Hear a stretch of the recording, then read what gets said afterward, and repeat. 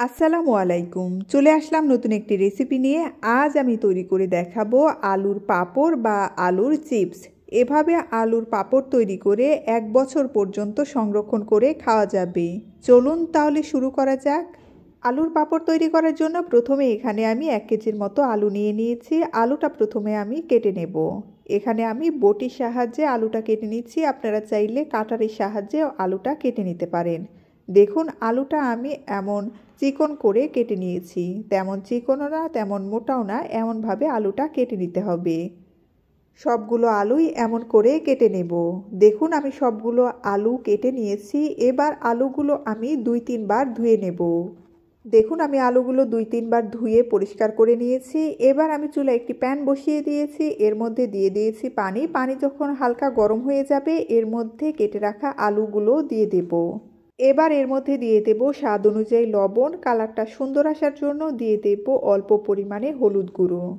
এবার নেড়েচেড়ে সব কিছু ভালো মতো মিশিয়ে নেব। আলুটা আমি 2 মিনিটের মতো সেদ্ধ করে নেব। আলুগুলো মাঝে মাঝে নেড়ে দিতে হবে যাতে সব আলুগুলোই ভালো মতো সেদ্ধ হয়। পানিতে বলক আসার পরে আলুগুলো নেড়েচেড়ে আমি 2 মিনিটের মতো আলুগুলো সেদ্ধ করে নিয়েছি। আলু সেদ্ধ করা হয়ে গেছে। এই পর্যায়ে চুলাটা বন্ধ করে দেব। এবার একটি ছাঁকনির সাহায্যে আলুর মধ্যের পানিটা ফেলে দিতে হবে। আলুর মধ্যে পানিটা ফেলে দিয়ে আমি আলুটা ঠান্ডা পানি দিয়ে ধুয়ে নিয়েছি। এবার একটা একটা করে আলুগুলো রোদে শুকাতে দেব।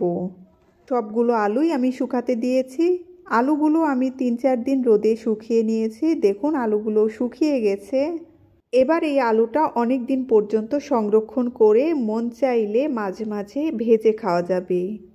এবার এই আলুর চিপসগুলো আমি কয়েকটা ভেজে দেখাচ্ছি এটা কতটা সুন্দর হয়েছে। তার জন্য আমি চুলায় একটি প্যান বসিয়ে দিয়েছি। এর মধ্যে দিয়ে দিয়েছি তেল। তেল যখন হালকা গরম হয়ে যাবে এর মধ্যে চিপসগুলো দিয়ে দেব। অল্প একটু নেড়েচেড়ে উঠিয়ে নিলেই তৈরি হয়ে গেল আলুর পাঁপড়। আপনারা বাড়িতে অবশ্যই ট্রাই করে দেখবেন। এই চিপসগুলো বাচ্চারা পেলে কিন্তু খুশি হয়ে যাবে। আলুর পাঁপড়ের স্বাদ বাড়াতে মচমচে আলুর পাঁপড়ের ওপর একটু বিট লবণ ছড়িয়ে দেবেন। আলুর পাঁপড়ের স্বাদ দ্বিগুণ হয়ে যাবে। আমি আপনাদের একটা ভেঙে দেখাচ্ছি এটা কতটা মচমচে আর লোভনীয় হয়েছে। এতক্ষণ পাশে থাকার জন্য ধন্যবাদ সবাইকে।